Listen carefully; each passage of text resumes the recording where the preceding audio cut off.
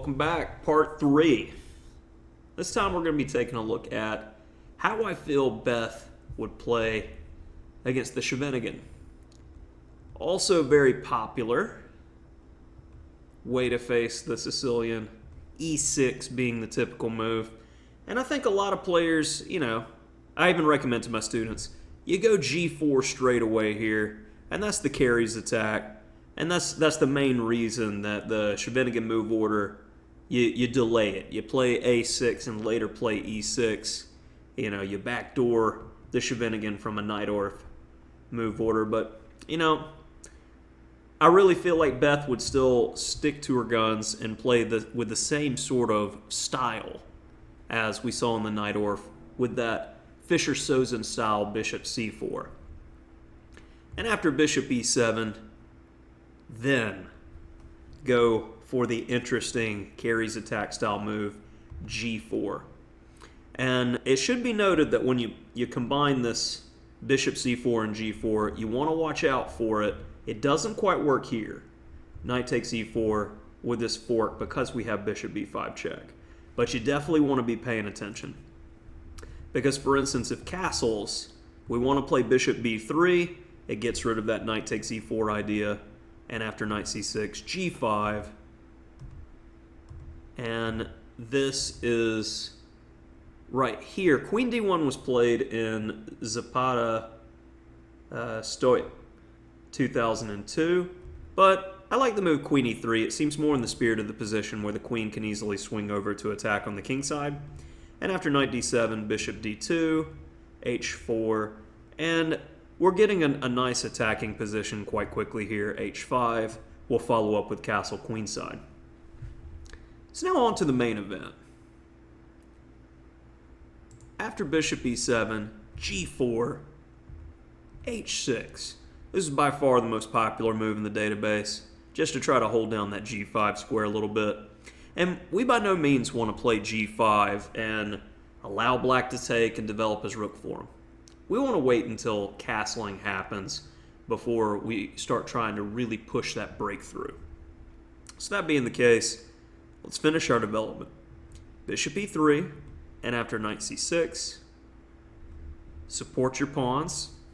Rook definitely needs to be on this file, pushing the g-pawn forward. Now, we get this Najdorf pawn structure again.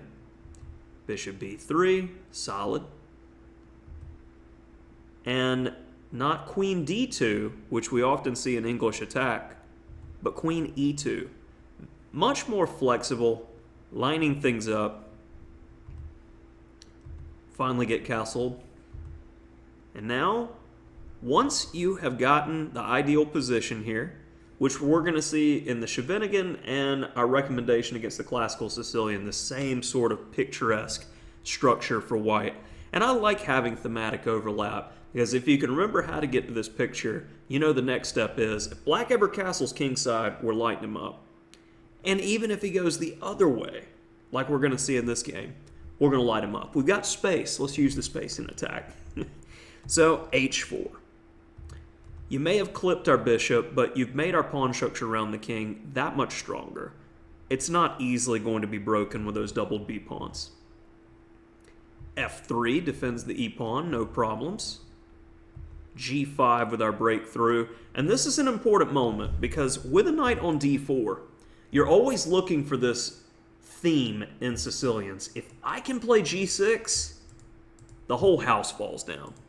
So black must react to this. Takes, g6 himself to prevent me from doing so.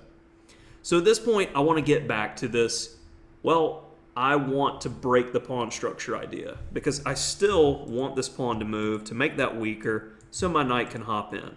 So how do we do that? Pawns break pawns. Pawn levers are the plan. f4 to try to break. Black seeing what's about to happen. He's trying to get out of here, but too little too late. f5 is starting to break the position wide open. Takes. And now, not take on f5 because it's not going anywhere, but take on c6. And there's really not a good choice for black here. He takes with a pawn. Probably the lesser of two evils. And now, are we in the trading business? No. Our queen is much better than the counterpart. Let's continue to keep tension, eyeing the f5 weakness, which really you can't defend. So, with a pawn in hand, white is much better. And again, should we trade queens? No. I think, play like Beth, keep the tension. Queen e4, and after rook h3, knight a4 with the big threat. You gotta protect your queen. Queen e6.